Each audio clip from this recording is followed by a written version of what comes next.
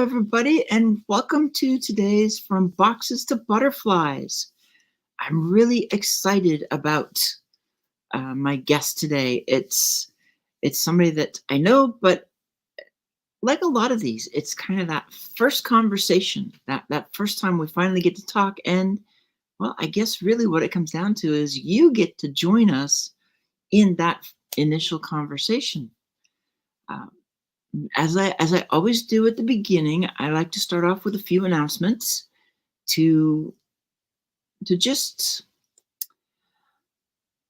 highlight some of the things that are going on, some of the people that and think about your community. Think about those that are around you who are going through their own roller coasters, that have their own stuff up and down.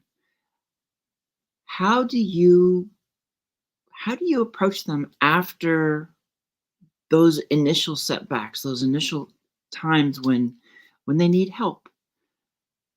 And so I kind of want everybody to think about those around you who have gone through something. I bring up Danielle, my amazing sister, who there was something happened with her husband, and while they're okay, they're still dealing with issues. And this particular site was designed to basically help them for food, for having access, just to keep some of the daily stuff going. When we have people who are so important to us in our life, oftentimes we kind of forget after a short while that they're still dealing with issues. So I just want people to be able to go back, think of those who in their life just need somebody to say, "How are you doing?" Check in on them. And that's really one of the most important things, is checking on your community, on those around you, on those that you know are having a struggle, to help make sure that they're okay and to lift them up. I like to put this one up more to highlight my sister.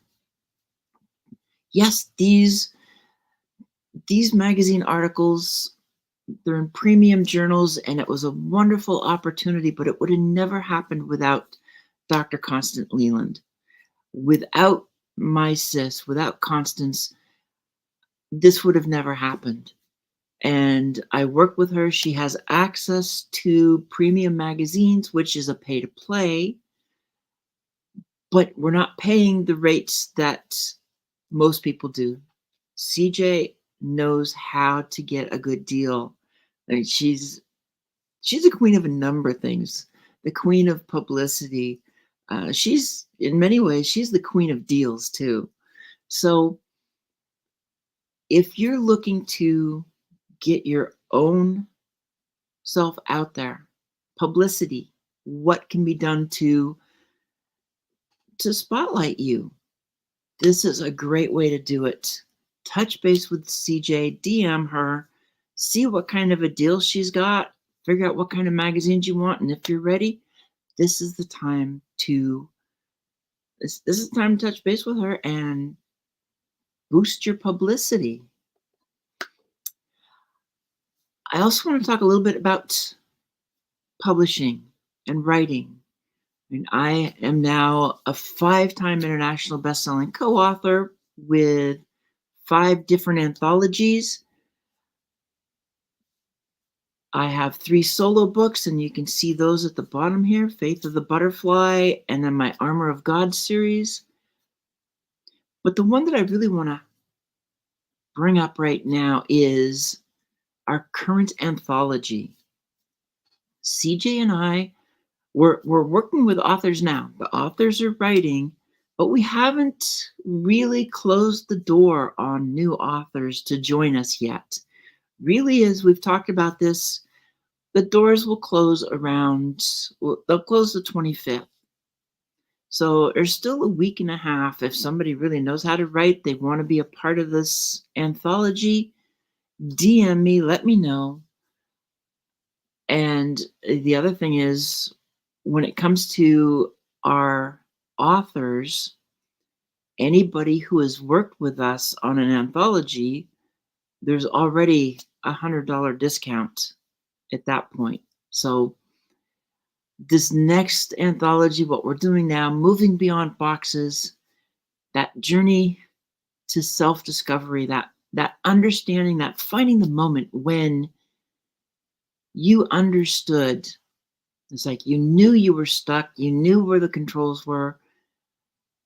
Now you're ready to move beyond that point. And this is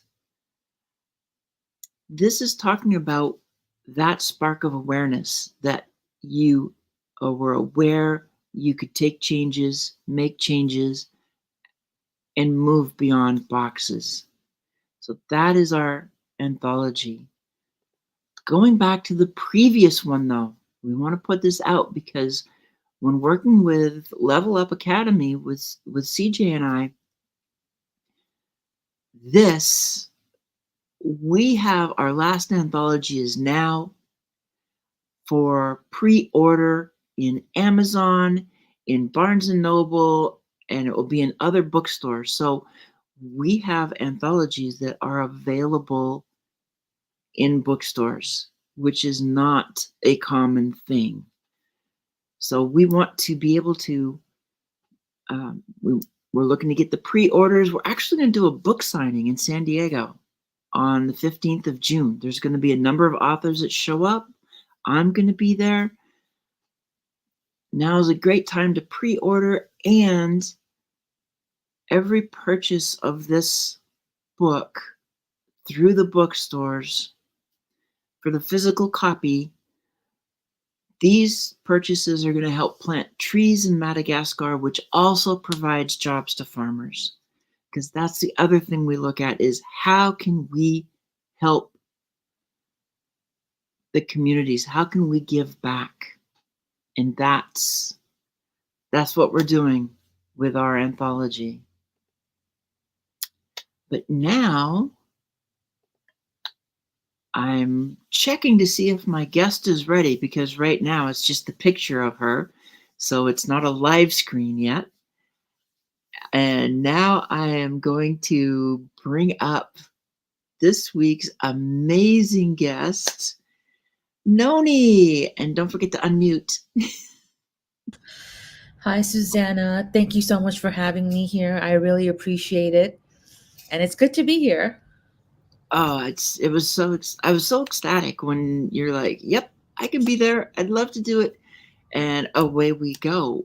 Because I know for us, this is our very first conversation, so Hmm. in many ways, it's like there's that excitement to it, and everybody gets to join in. So everybody that's watching, be sure to ask any questions as well, questions, comments, because that's how this becomes interactive with everybody. But to start with, I really want to have you kind of give a little bit about yourself, who you are, what you're doing, and kind of how you got to where you are now. Oh, that's a loaded question, Susanna, and I know. it's a very challenging question to answer for me. Uh, well, let's see. I am a child of immigrants who were immigrants themselves.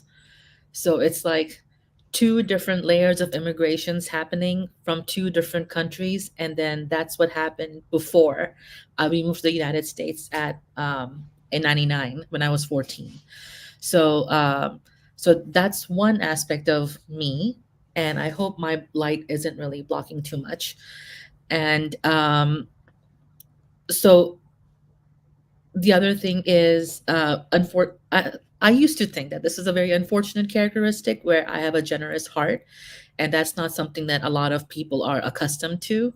So, with that generous spot of me, I decided to. Um, I don't know where I was going with that, but but I'm a generous person. Okay, that's just what it is. And I like to meet new people, and I like to learn from different people as well, regardless of who they are, where they're from. And now that my nervousness is gone, I can properly speak, and that is I grew up in Alabama. Then I moved to San Francisco after packing my bags because I wanted to see something different. I wanted to learn something different. I wanted to be Mhm. around different people, all that good stuff. And then once I did land in San Francisco, for me, it was amazing to see how open it is for everybody. First time I saw same sex couples holding hands, so that was pretty cool. The same time I saw, a vast majority of homeless people around me, which is a surprising thing a little bit for me, especially coming from the United Arab Emirates and then Alabama and Georgia to begin with. Then I saw a lot of racial diversity, lots of ethnic diversity, lots of the word diversity doesn't even define just race and culture, it defines everything else. But I saw all of that. And now what I do is, after many years in corporate, I decided to venture out to the nonprofit field and take my interest to a different level. And I'm now the DEIB manager within the organization. And the title is just DEIB, but I'm actually heading the entire department of that. So I'm doing that, and then I'm also working locally in San Francisco for a conference, music conference, that is focused on award-winning musicians, and it's an event that was created by musicians for musicians to explore more networking and learning opportunities. So I'm working on that with a San Francisco-based entrepreneur. And then I'm also hosting audio events on LinkedIn on different topics. And my most popular one is, I'm sure a lot of people know, is Sing Your Heart Out. And we're going to have our fifth episode this Friday, where my friend Joshua Lee is going to rap. And we're looking for people just to join us, sing, rap, dance, whatever they want to do. And another one that I have is, we're on episode eight now, for food diversity, that I co-host with Teresa Rue, and that is a pretty interesting show as well. So I don't know what else you want to say about me, but or what else you want me to say about me, but that's all I got for It's now. Well, actually, I think we have the really most obvious thing to ask, Yes. and that's the name, because you have it there, and quite frankly, I had never heard the name until Ollie mentioned it. Got it. So the history of the history behind my name is, um, I so Noni is not my legal name. It's a nickname that I've been called since I was a kid. And a lot of the times, especially in the Western world, because we have so many different pronunciations of anybody's name, really. And the people who don't know me, they usually say Nani, Nonai, Nani, all that good stuff. And for me, instead of me explaining myself over and over again, I just tell them, hey, why don't we do this? You just call me Noni Pepperoni because it rhymes, and that's the best way for you to remember the pronunciation of my name. And it's also a gateway from being irritated to laugh at something that's lighthearted. And Noni Pepperoni is just cute. So why not just keep it?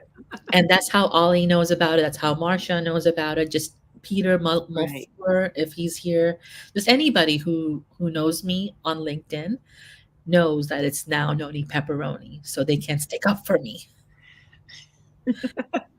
Yeah, Jackie's got it down there too. That's actually my favorite pizza anyway. So There you go. Pepperoni. Who doesn't like pepperoni? I, that's it. And growing up, for me, that was it. That Yeah. was no other. It's like I can't put veggies on it. I can't put crunchy things on it. No, I can throw a few other meats on it, but pepperoni is pretty much it. So what you're doing now, I'm kind of curious a little bit more about um, what you do in DEIB and how you look at that, how you approach it, because I feel like it's a wide open area, and I like the belonging aspect especially. Hmm.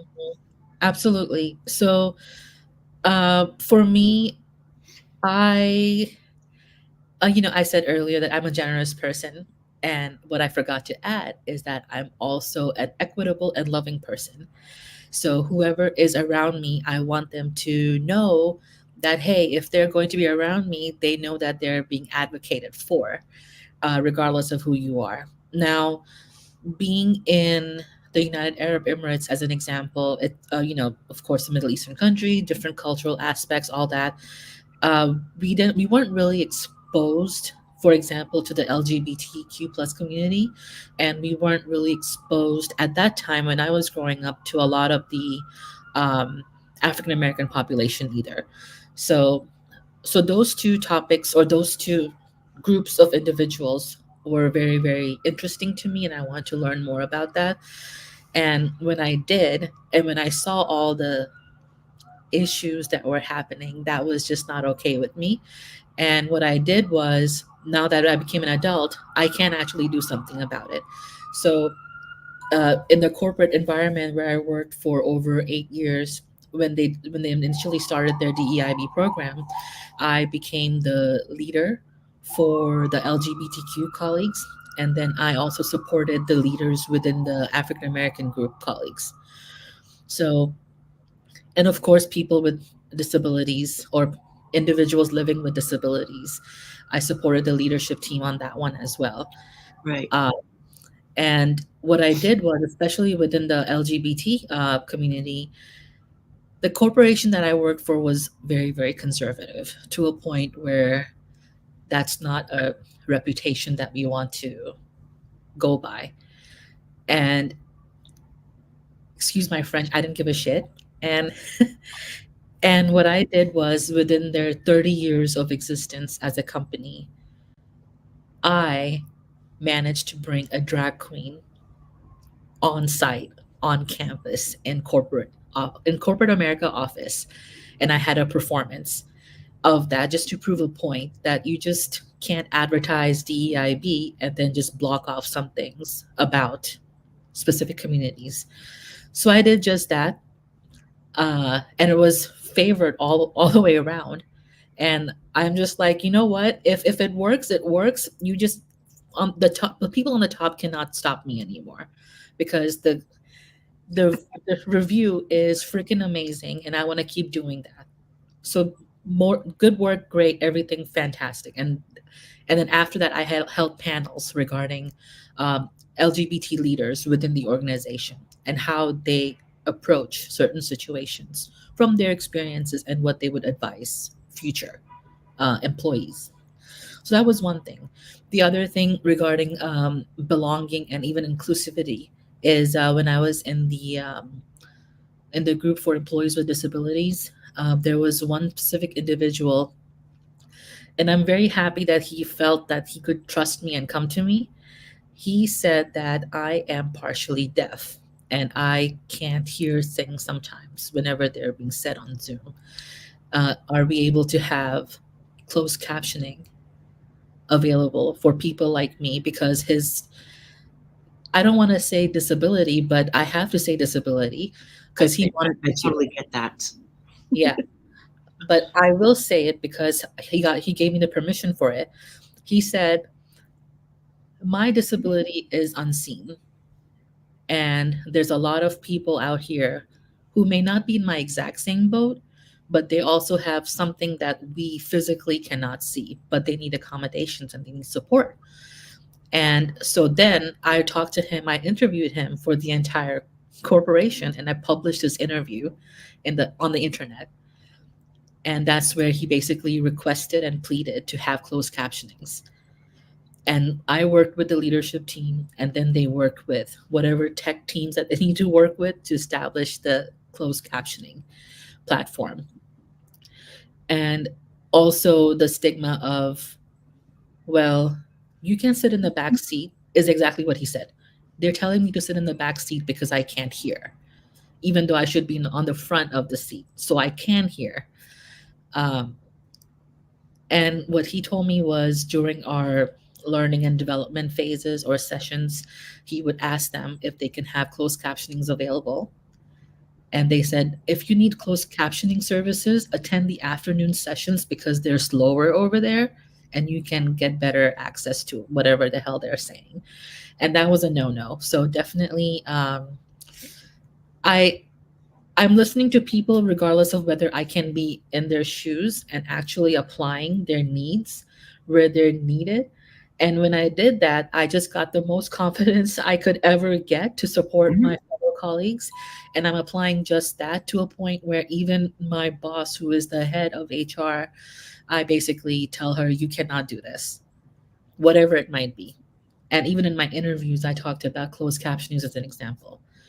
Um, so I mean, I hope I answered your question and Yeah. in a very lengthy way, but Well, no, not at all. And if you look at the comments, it's definitely hitting its point because we're talking about a topic just in this topic, and this is one that's important to me. I look at it in terms of women, but also in terms of the workplace of just not having to wear a mask, not having to hide. mhm, And so when you talk belonging and there's all different groups, yet being able to just make sure that people belong, I kind of like to take the business case approach. I mhm, do it with sustainability. I do it with, I don't really say DEI. I just take belonging because that, if you feel like you belong, then all the other boxes are checked if that's what you're trying to do because yeah, you feel like you're in a place that you're safe. right. And you just need that one individual, that one person to hear you out to make all the difference in the world. And I'm always, always, always happy to be that one person. And now that I'm heading the DEIB portion of the organization, that is actually giving me a lot of room to see what I can do to make sure Right. that, that one individual or that group of people are not feeling like they can't come to someone if there's a problem or if there's an accommodation need or request for whatever reason. So yeah. Well, and there's that piece of it because sometimes it's as simple as the accommodation and Hmm. then they're fine. But then and then it's that feeling of safety. Belonging is really a sense of safety. Because I've been in too many places where the walls are up and we spend more time keeping those walls up, creating our own box Hmm. than being able to really do our job to our best ability. I mean, technically, the walls are up and you're doing it to your best ability. But if Hmm. those walls weren't there, think of how much energy and ability gets shifted to talking with other people in the office and not being afraid of them, talking with, throwing out your ideas and not being afraid that somebody will go, well, you must be this because only this kind of a person would think of such an idea.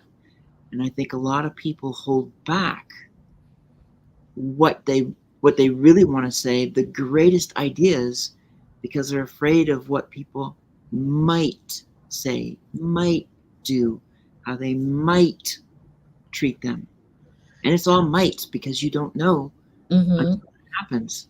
But our fear says it will happen. The uncertainty, as you said, is super real. I cannot emphasize that enough. And it's not even just about belonging or inclusivity at work, it can be in your personal life as well. For Mm-hmm. example, it can be in family gatherings. What if I'm allergic to nuts, but my relatives who organized this family event didn't care and put nuts in everything? So, it's just a matter of thoughtfulness and mindfulness and being open to different things versus just looking at it from one specific angle and not moving out Right. of it. Yeah. Well, and the diversity of everything.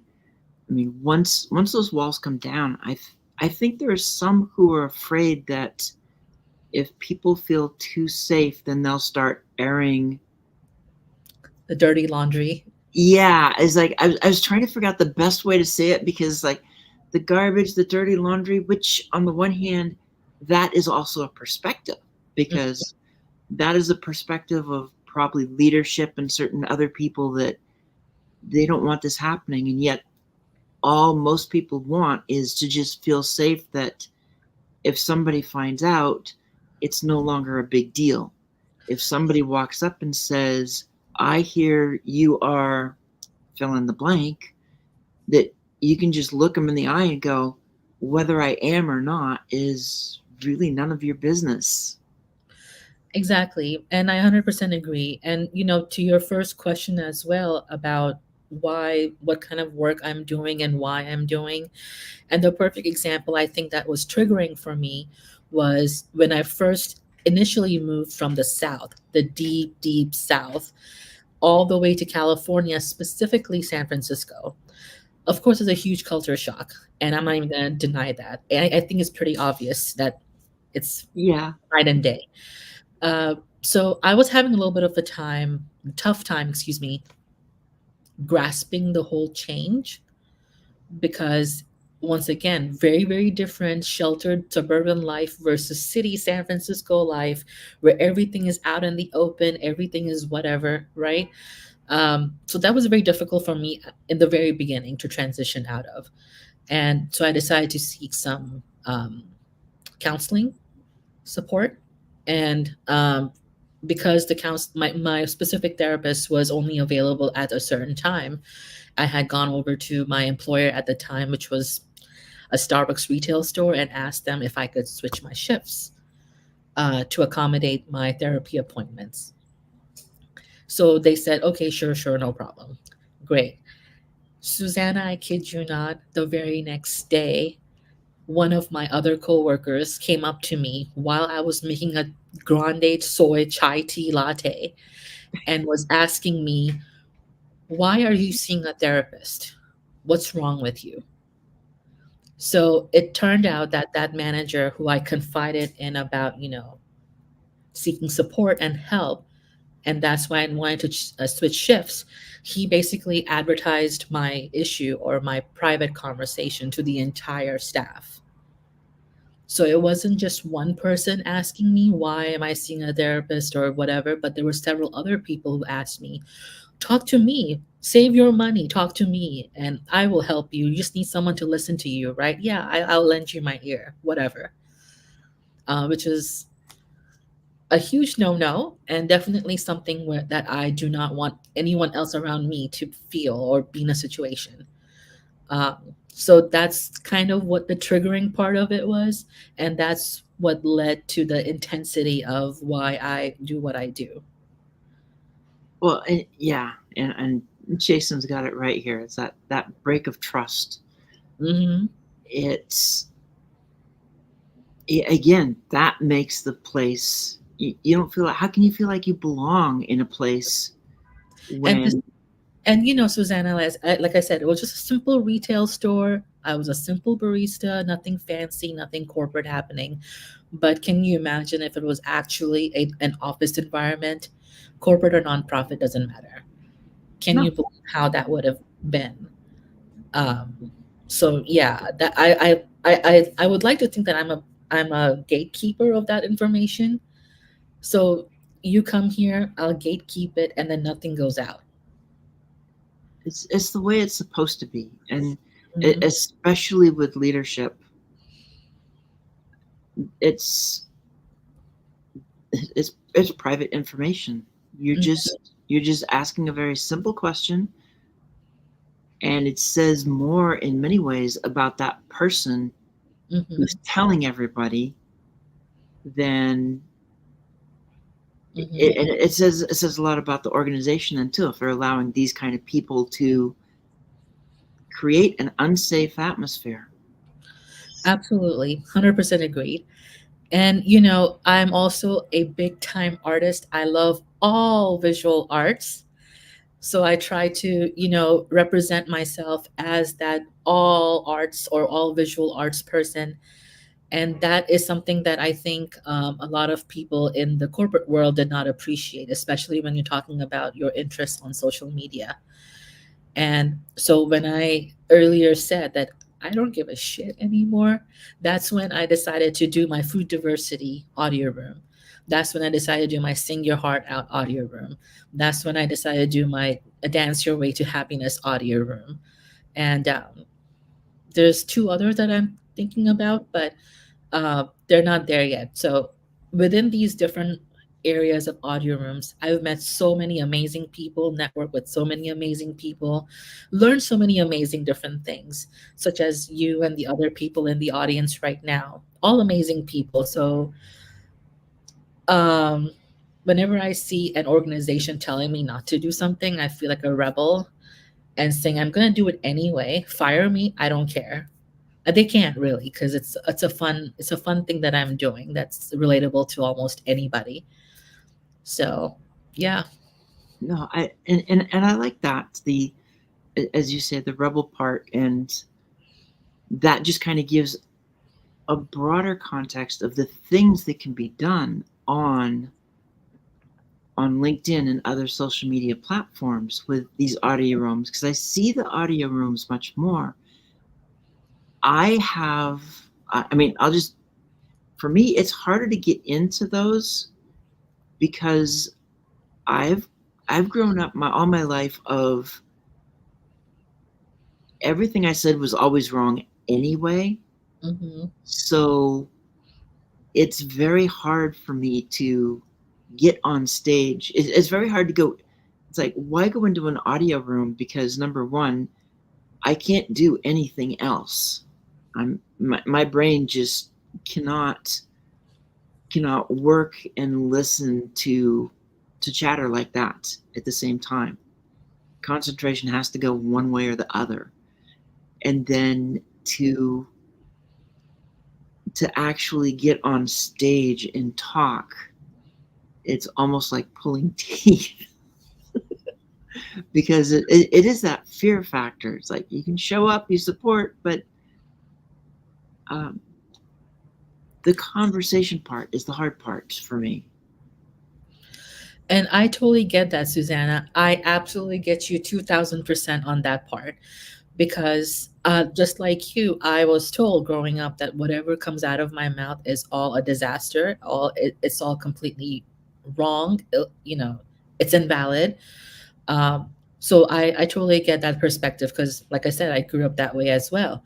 And then, as far as your brain splitting into two pieces when it comes to concentration, you're absolutely right. I'm just that way too. I did a lot of multitasking during my master's days, during my executive assistant days. And I just feel like a lot of the multitasking work that I did in the past was half assed versus full assed when we need a full ass to function, not just one half of your ass. So anyway, I don't know why I went on a rant with that one. But so yeah, I mean I totally get that. But as far as speaking up in the audio rooms, the only difference between the two of us with that is yes, I did initially when I joined audio rooms, I was very, very scared to even raise my hand, let alone, talk, right? And and I would always look around to see who in the audience is somebody who I know, who I've worked with, or whatever. I would always be paranoid and apprehensive about all of that. And I'm glad that you mentioned Ollie saying pepperoni towards me because it was actually in Ollie's room where it was just him, me, and one or two other people who were in that specific audio room. And um, he encouraged me to raise my hand. He gave me those encouraging words, speeches, gave me that trust that, hey, everything is okay. Right. It's just us. So I'm very, very appreciative of Ollie doing that. And I did raise my hand and I said out loud, like, hey, look, I'm an introvert and I'm really terrified of someone listening to what I'm saying and taking it in the worst way or the most negative or the incorrect way possible. And he assured me that that's not the case. Whatever I'm thinking, my points, my opinions are valid. And yeah, I mean, he gave me that opportunity to speak.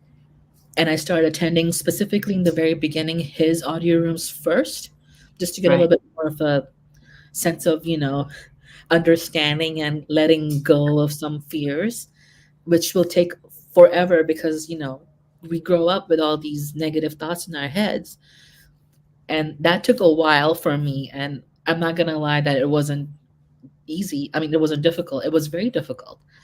And I think it took about 3 months or so when I officially started speaking up in the audio rooms, voluntarily raising my hand and all that. And then that led to me attending different audio rooms and slowly raising my hand. And now I have three audio rooms, like official three audio rooms. Right. So it Well, just takes the right person to give you that ensurement, that compassion to allow you to speak. and I remember the first time I spoke in an audio room because I think it was on Melissa Houston's, Mhm. which I mean, for her, she's at 6 a.m. on a Saturday morning. It's like, um, it could be, and the timing is everything too. And she's in Washington, so Mhm. but the other, one of the other things that I have problems with is I'll have an idea that I want to speak about, and by the time it gets to me, I've forgotten what I was going to say Oh, because because that I know is where my squirrels are, and that would be part of the ADHD aspect. It, and it wasn't until CJ's like, you need to get tested, that I got it mhm. checked in last month. It's like, yeah, you do. I'm almost inclined to say congratulations on finding that out. Better late than never. So, and that is actually a very good thing to know. And a lot of adults could actually benefit from knowing something about themselves much earlier if there was no stigma about, especially, Right. yeah, you know. So, and I say that coming from a community that does not believe in mental health in any way, they don't believe in self care, they don't believe in, putting yourself first. All they believe is it's all in your head, and get over it. So, It's I not much different than what I grew up with. yeah, I mean, I was born in Fargo, so my family was from the Midwest, and that was how they that's how things were done. It's 'cause for me, I grew up in the 70s, and with my parents, it was you don't talk emotions, you don't talk any of this stuff. You sit on it and you move forward. right. Like, get over it. What a time waster to think about these things. I'm just translating from a different language to English, so it might not be the best choice of words, but that's just how it is. It fits. I mean, Yeah. just however you want to translate it. Mhm. You can say time waster. You can say uh, don't. It's like, why do you want?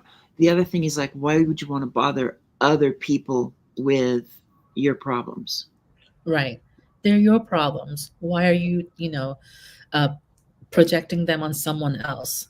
You deal with them on your own. Uh, Whether you're a kid or an adult, who cares? But if you can wrap that right back into the belonging aspect of, Mhm. that's why so many people are wearing masks Mhm. in the workplace, in the streets, in social situations, and too often even in the home. Oh, absolutely. And, even one syllable that's said in the wrong way can cause you a lot of trauma. And we don't want that, so we just avoid it. And we don't want to deal with people's reactions towards us.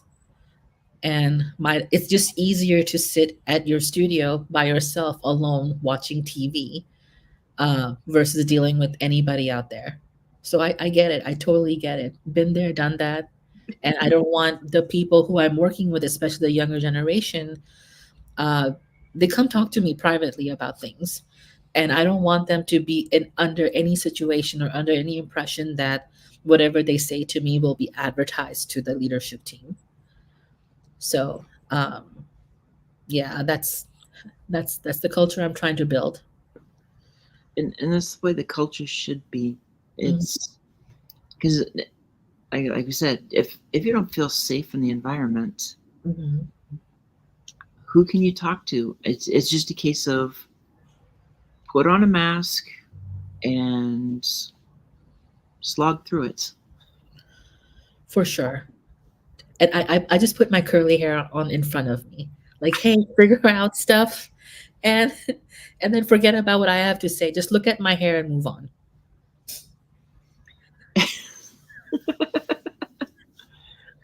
So outside of that, what kind of things do you like to do? So there's what you're doing just within the workplace, but you got to do self-care. You've got to do something other than, and I know you've got work and you've got all these activities that you look at that you do. Oh, absolutely. So, just for fun, Susanna, I decided to become a board member of a San Francisco based nonprofit organization called Killing My Lobster. Amazing organization. And it just has a very funny name to it. And that's because it is a improv theater nonprofit organization, and it's been operating for the last 27 years. And they do Wow. sketch comedy classes, acting classes, um, and performances and shows and things like that. And they are very much focused on providing scholarships to individuals who are from underprivileged backgrounds, BIPOC folks, anybody who's in the who is not given any opportunities really. So they provide scholarships to them. They encourage people of color. They encourage people of different identities to talk about their stories. And what they do is they take those stories and make comedic plays out of it. So even though they may have a dark sense of humor in them, they're still true stories that are, coming to life. And I am very excited to be a board member. I'm the EVP of it. And so I do that for fun. And I realized, and it's so funny, anything that you do for fun also turns into a DEIB thing for me. I'm the only person of color in the entire board. Okay. And I told the board president that we need to change that immediately because everyone else comes from one as you would say one box, and I'm in this separate mini one that's outside. And I'm trying to jump in and make sure that, hey, we need some seasonings in our board members, seasonings and Mhm. whatever, not just our staff or performers. So I'm working on that and trying to find different perspectives in. So that's very fun for me. So call me a nerd, I don't care, but that's fun for me. And I also like to travel a lot. Most recent travel being to South Korea. So that was pretty cool. And I like to write short stories. I used to write poems quite a bit. And one of my poems, actually, I won first prize on them. I like to make videos. I like to just learn about different things. And I talk to people, even when I don't want to. And I like to eat good food. So it's very eclectic. I like that. Yes, I want to, learn about something like this. Like I'm climbing a tree, and then there's 1,000 branches over there. And one day I'm going to explore this branch, the other day I'm going to explore that branch, and that, so on and so forth. So yeah. Well, and I like that too. I know what it's like to be on a board because I was on one, and I can honestly say, on the one hand, technically it was diverse. It wasn't just all one group. However, the diversity was built into Hmm. this particular board because it was a sister city board. So in this case, it was the Portland Suzhou Sister City Board. So, I mean, obviously, there's only two groups that are in the board. That's the effect of diversity, and And also, it's more like when we talk about diversity as well, uh, we're in a situation or a culture right now where I I don't want to say this out loud, but I have to say it out loud, where the average white person is the enemy, and it shouldn't be that way. mm-mm, Um, and the thing is, there could be two people qualified for one thing, and we shouldn't hire someone just because they meet a diversity checkbox. Because, you know, the white person could be more qualified for a job and more whatever, but you're going to dismiss them because of the wrong reasons. Um, so, and those are the kind of biases that I notice quite a bit now, um, where my partner is, you know, a typical white man. And for him, it's like he is the enemy no matter where he goes. And that shouldn't be the case because he no. is the most loving individual I've ever met in my entire life. Um, and he deserves all the opportunities the same way I deserve all the opportunities. Um, so that's the kind of thing that I'm trying to bring attention to within my workspace, as well as my board space and fun space as well. I'm not going to not be someone's friend or not give them an opportunity just because they are white. Um, so, and I'm sorry, Charles said that we go through life feeling like the enemy. Th- that is very true, and not all of them are enemies. It's the ass kissers who are enemies. And a lot of those ass kissers are the not qualified people who become leaders.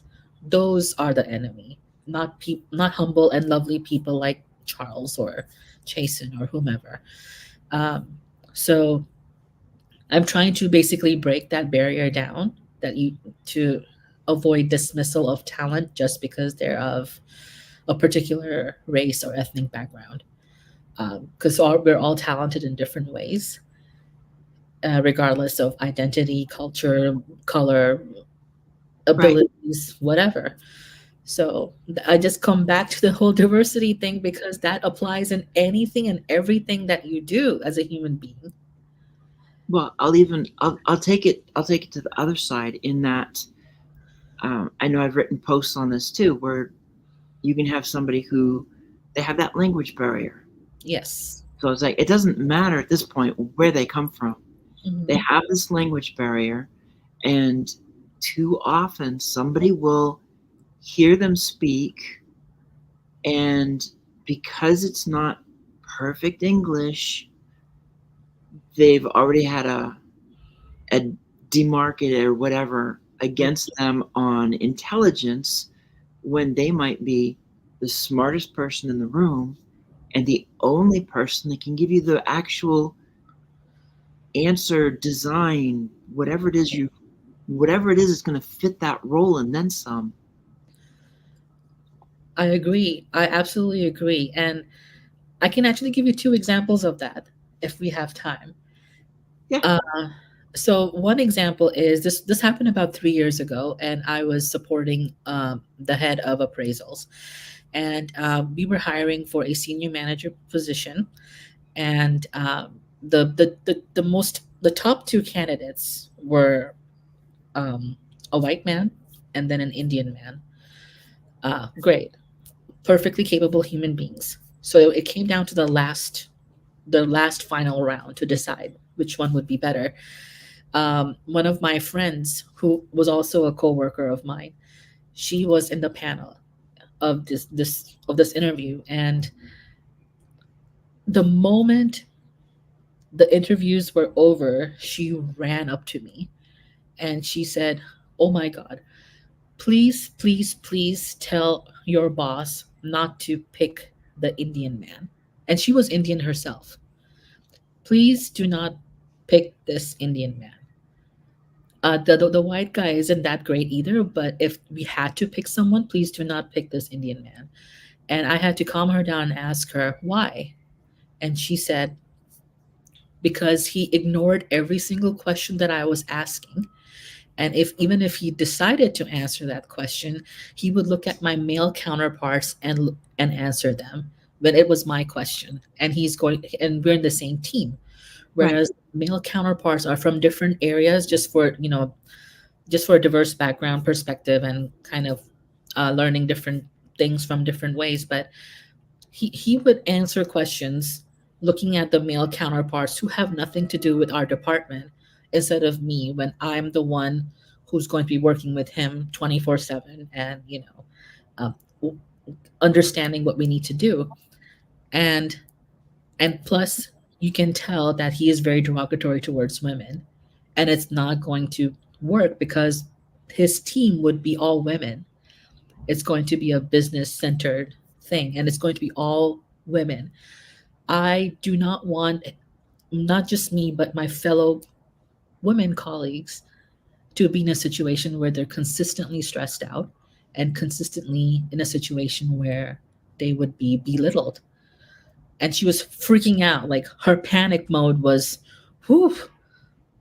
And I told her, okay, okay, I'll see what I can do, but it's not my decision. I will pass your notes over to the hiring manager, and that's where they can make the decision or choices that they have, that you have concerns and all that.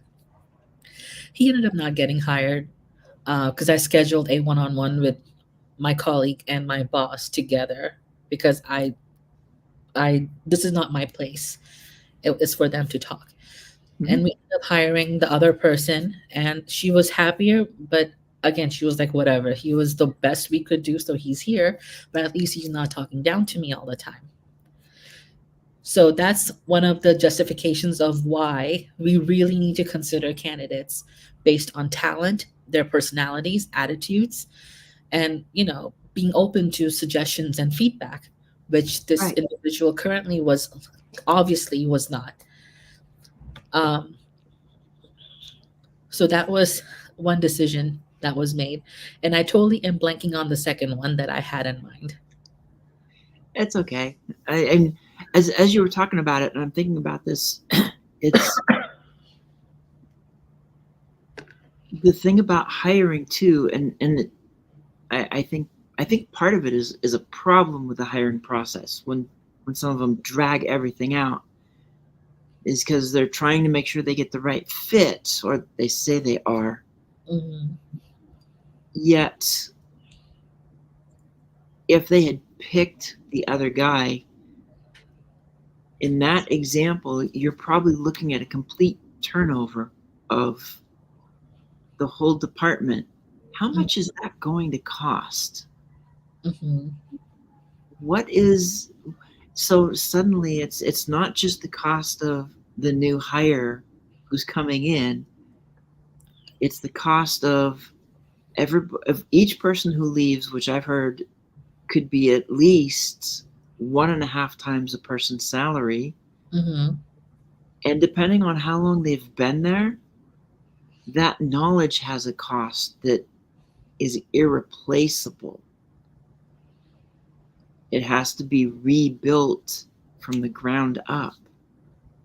Because Mhm. when somebody walks out with institutional knowledge, there is no way to recapture that with a new person. Absolutely. Absolutely. I could not agree with you anymore. So, oh, I just remembered the example I had I wanted to share. It's just a Ah, short one, and it was about language barriers, as you just mentioned before. right. And I had a situation where somebody was an immigrant. Of course, they could speak English just fine, and there was no issues with that. However, it's just the words that people use in their country may be differently perceived over here. Okay. And so he was talking about, and he didn't mean anything wrong or bad or anything about with whatever he was saying. He was just referring to women as females. And that did not go well with a lot of my women colleagues because females to them in the especially in the Western world or United States is very derogatory. I'm a woman, call me a woman.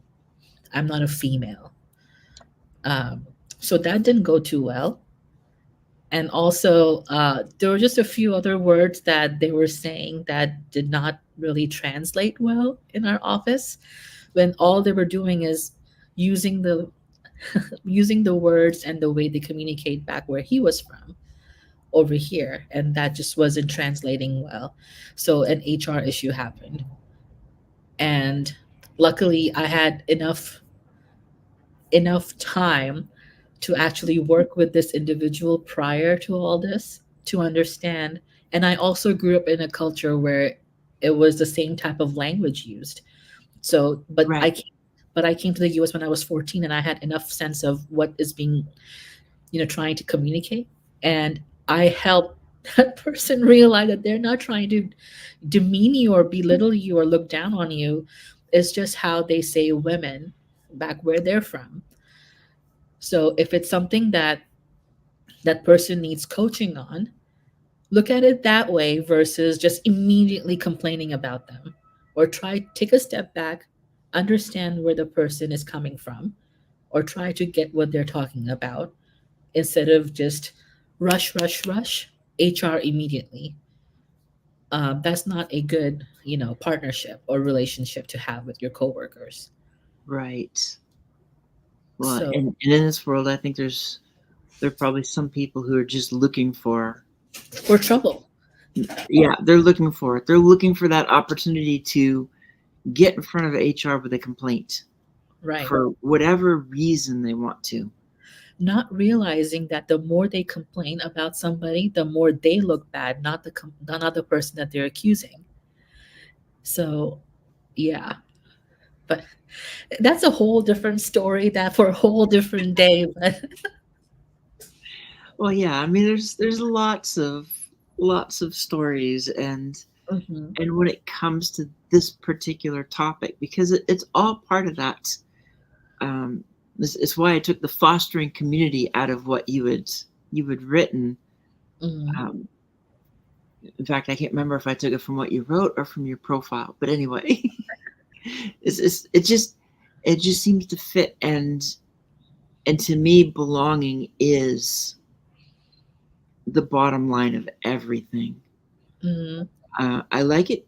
To me, I like it better than trying to pick on the other subjects, because when everybody feels like they belong, that means you've got the right mix of people there, Mhm. no matter what, Yeah, and the company is successful. right. And the sales go up if that's what all the companies are looking for. So that's great. And oh, I'm surprised that nobody asked me about postponed voices. And I think I'm glad that nobody asked, or maybe I missed it. Um, but I'm looking for someone who knows how to brand and do podcasts, like official podcasts, because I'm trying to start one that's called Postponed Voices. And if anybody in the audience who has an expertise in how to brand or, develop actual podcasts, please reach out to me. Uh, my name is Noni, Noni, and on LinkedIn it does not say pepperoni; it says my last name, which is Virani, Virani. So I would appreciate any type of support because this is a brand new field for me, and I'm trying to interview people who were formerly incarcerated and who have done well for themselves post incarceration, and just want to learn more about them, get their story because they're stigmatized themselves and nobody wants to listen to them. Hence, postponed voices. Are you connected with Jackie Hallberg? Yes, she's the first person I would want to I, interview to get a better understanding of reentry services and things like that. Exactly. Yeah, and I know there's a few people. I think I've got a couple in mind as well. So yeah, we'll we'll find that way to help you out on that. Because that's the whole purpose. You want it's that community. It's building the community. It's and finding the right pieces. Right. You're absolutely right. You're absolutely right. And the entire time I'm doing this, I'm thinking about my past life when people told me to not do anything because that's just stupid. I just want to tell them to go to Yeah, hell.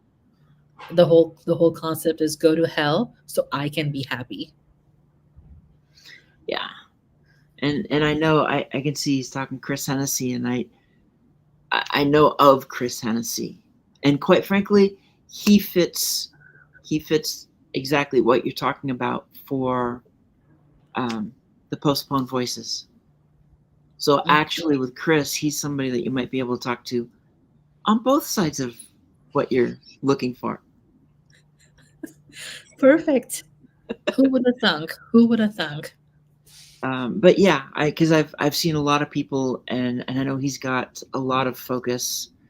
Um, I haven't connected with him myself, but I know I've got a lot of friends who they have, and a lot of them. I know some of them that's who they went to for um, for help with starting their live stream, starting whatever they were starting, Mhm. and he was there to help with that.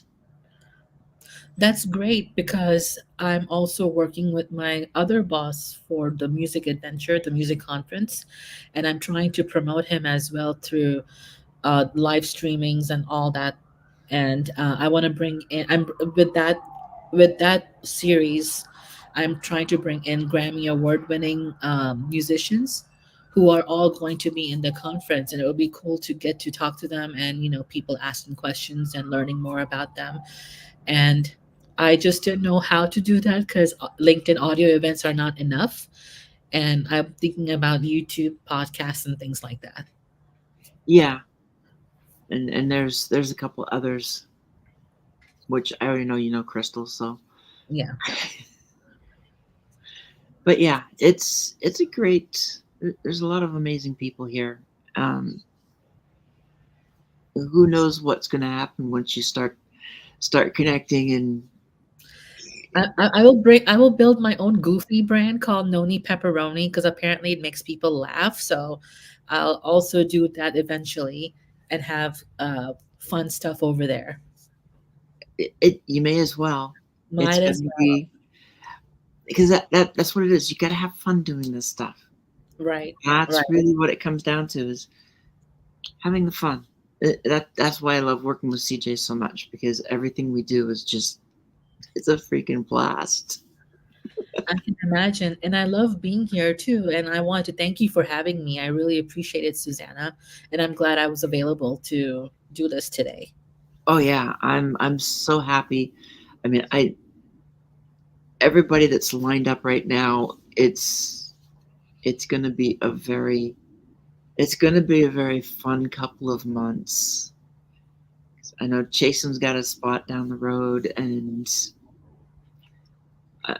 then I'm just trying to figure out what's going to happen next month because I I go to San Francisco or to San Diego for the book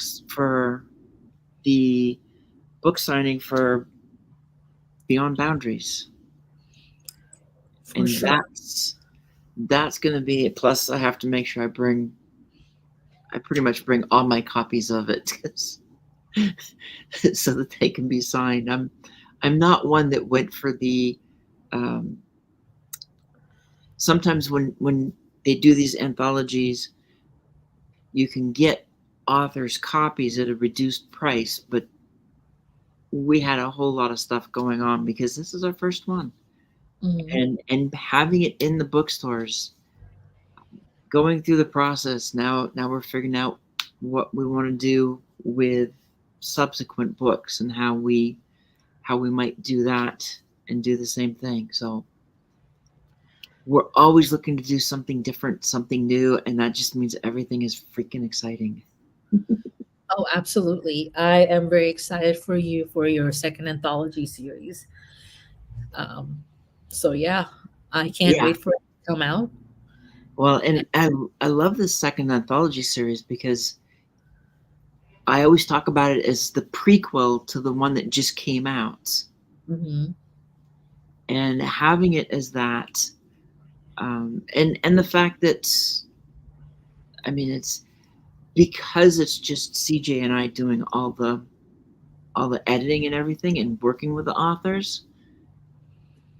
That's why I know we're safe. That if there's still some people that want to pop in, even now, even over the next week, as long as they can have that first draft done by the 25th, we're not going to say no when the story is so good that it needs to be there. Hmm.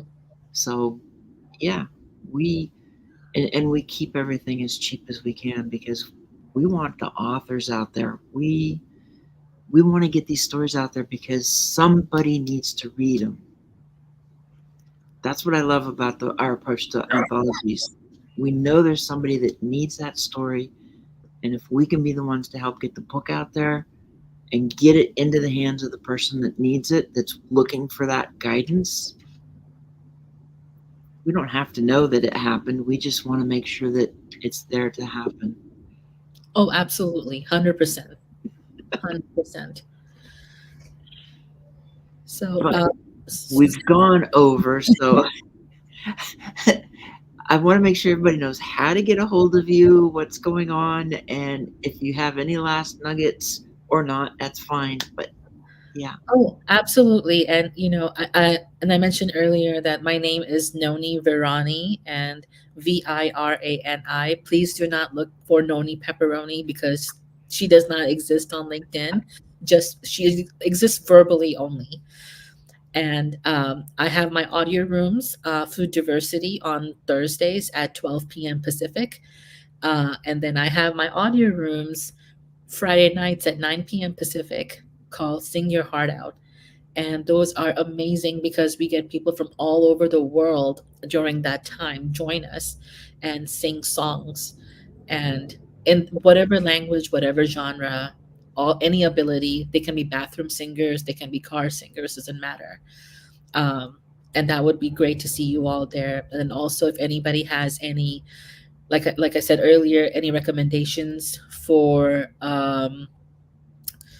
podcast branding or even helping me get one going, that would be great.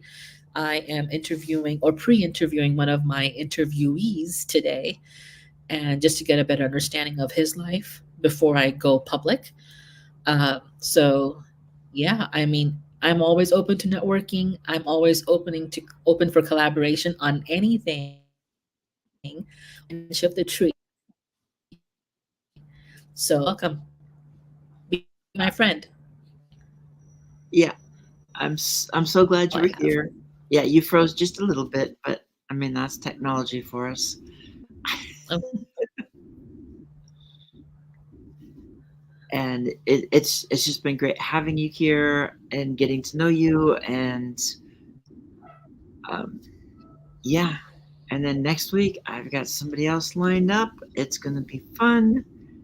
And for everybody who's been here, thank you. For everybody who's on Team Replay, please leave comments. Let us know you're on Team Replay so that we know to get back to you if you have questions. And reach out to us with any questions. That's We're here. It's collaboration over competition. That's really what it's all about. Is then everybody wins. So with that, absolutely. I will close it up and say bye. Bye. Thank you for having me,